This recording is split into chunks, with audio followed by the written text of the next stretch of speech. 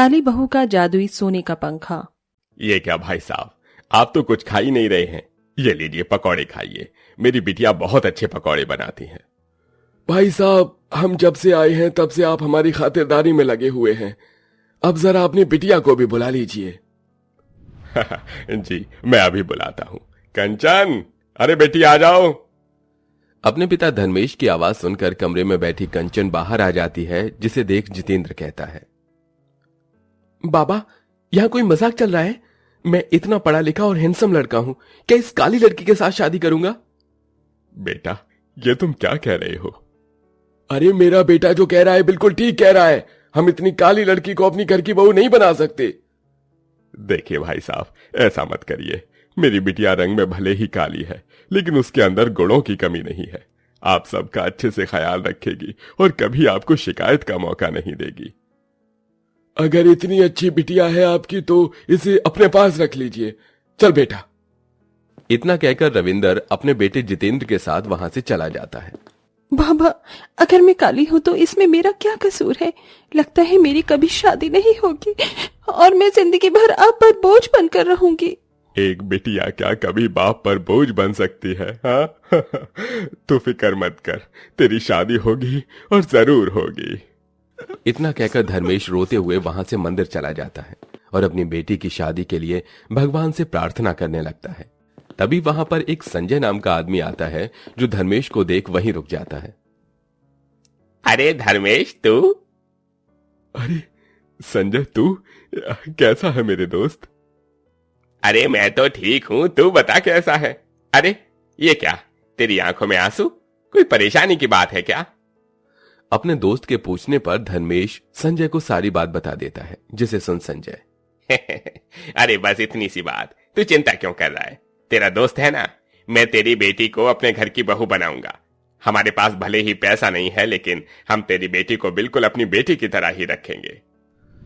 संजय की बात सुन धर्मेश बहुत खुश होता है और संजय के बेटे से अपनी बेटी का रिश्ता तय कर देता है और कुछ दिनों में उनकी शादी हो जाती है। कंचन का ससुराल बहुत ज्यादा गरीब था। घर का खर्च चलाने के लिए दोनों बाप बेटे मजदूरी का काम करते थे।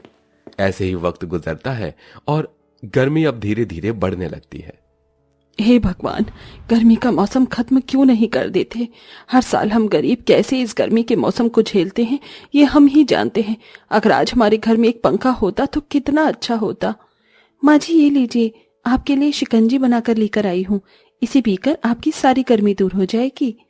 बहू, कभी कभी तो मुझे तेरे लिए बहुत बुरा लगता है।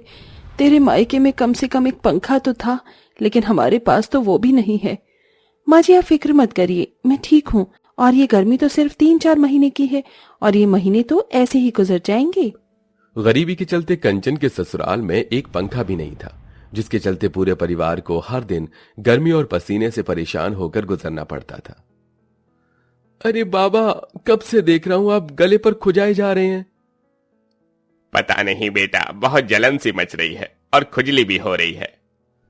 अपने पिता से यह सुनने के बाद विनीत अपने पिता की गर्दन के पीछे देखता है तो गर्मी की वजह से संजय की गर्दन पर लाल लाल दाने, एलर्जी और रेशेस हो गए थे और कुछ दाने में से तो खून भी निकल रहा था। बाबा, गर्मी की वजह से आपको एलर्जी हो गई है।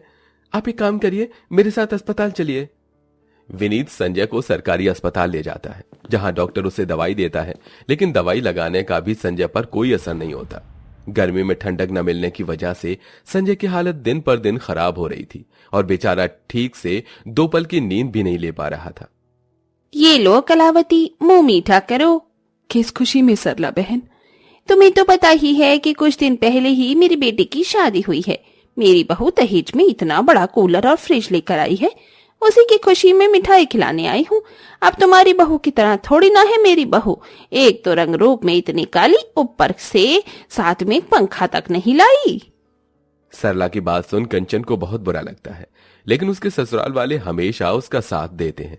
धीरे धीरे गर्मी का मौसम अपनी सारी हद पार कर जाता है, जिसके चलते अब कंचन के सास ससुर की तबीयत हद से ज्यादा खराब हो जाती है, जिसे देख अब कंचन अपने ससुराल में पंखा लाने की ठान लेती है, जिसके चलते अब कंचन नौकरी की तलाश में निकल जाती है, लेकिन उसे कोई भी नौकरी नहीं देता। ऐसे ही तलाश करते वो एक कपड़ों की दुकान पर पहुंचती है। मैम आप मुझे काम दे दीजिए, मुझे काम की बहुत जरूरत है। ठीक है, लेकिन मैं तुझे महीने का सिर्फ 1500 रुपए ही दूंगी। ठीक है मैम। कई दिनों तक काम करने के बावजूद भी कंचन नए पंखे के लिए आधे पैसे भी जमा नहीं कर पाई थी। मैं क्या करूं, इतने दिन हो गए हैं लेकिन मैं अभी तक आधे पैसे भी नहीं जोड़ पाई। अगर ऐसा ही रहा तो मैं माँ जी और पिताजी के लिए पंखे का इंतजाम कैसे कर पाऊंगी। ये कहते हुए कंचन रास्ते से गुजर रही होती है कि तभी उसे एक आवाज आती है, बचाओ, मुझे बचाओ। अरे ये आवाज तो जंगल से आ रही है, लगता है कोई मुसीबत में है। कंचन उस अनजानी आवाज का पीछा करते हुए जंगल के अंदर चली जाती है। ये आवाज किस तरफ से आ रही है?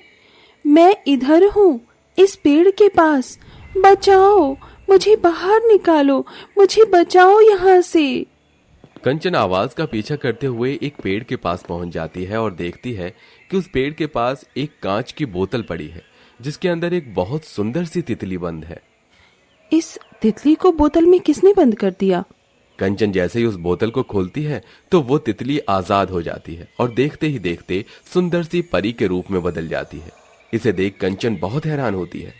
ये क्या, तुम एक तितली से परी के रूप में कैसे बदल गई?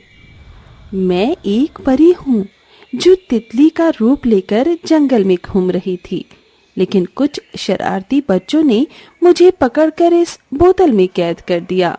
लेकिन तुमने मेरी मदद की, इसीलिए मैं तुम्हारी मदद करना चाहती हूँ। तुम मेरी क्या मदद करोगी? मुझे तुमसे ज्यादा कुछ नहीं चाहिए। गर्मी की वजह से मेरे सास ससुर की तबीयत बहुत ज्यादा खराब है। मैं उनके लिए एक पंखे का भी इंतजाम नहीं कर पा रही हूँ। अगर तुम मुझे एक पंखा दे दोगी तो तुम्हारा मुझ पर बहुत बड़ा एहसान होगा। कंचन की बात सुन वो परी अपनी जादुई छड़ी से जादू करती है और एक सोने का फर्राटेदार पंखा कंचन को देती है। तुमने मेरी मदद की और उसी मदद के बदले में ये जादुई सोने का पंखा मैं तुम्हें देती हूँ। इससे तुम्हें ठंडी हवा तो मिलेगी ही मिलेगी, साथ में तुम जो चाहो इस जादुई सोने के पंखे की मदद से मांग सकती हो। वो परी कंचन को जादुई सोने का पंखा देकर वहां से चली जाती है, जिसके बाद कंचन खुशी खुशी उस जादुई सोने के पंखे को घर पर लेकर आती है और अपनी सास को सारी बात बताती है।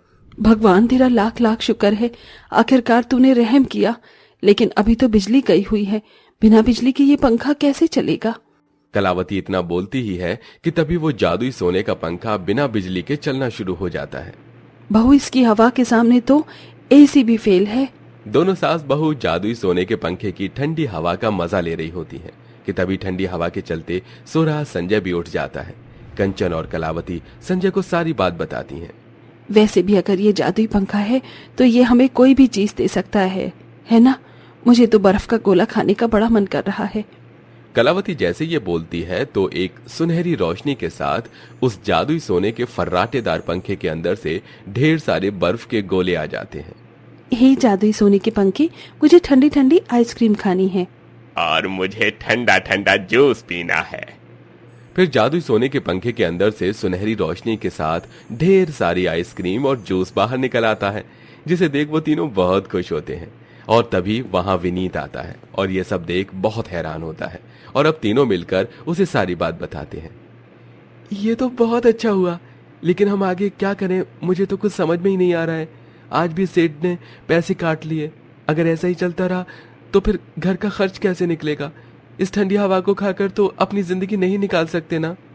ये कहते हुए विनीत परेशान होकर उस जादुई सोने के पंखे के सामने बैठ जाता है कि तभी उस सोने के पंखे के अंदर से सुनहरी रोशनी के साथ छोटे छोटे टेबल फैन और फर्राटेदार पंखे निकलते हैं और उस जादुई सोने के पंखे से एक आवाज आती है। अब ये तुम्हारा रोजगार है। तुम टेबल फैन और फर्राटेदार पंखों को बेचकर अपने घर का गुजारा चला सकते हो और साथ ही साथ गरीब और मजदूर लोगों की भी मदद कर सकते हो। ये जादुई पंखे, सोने के पंखे, तुम्हारा बहुत बहुत शुक्रिया।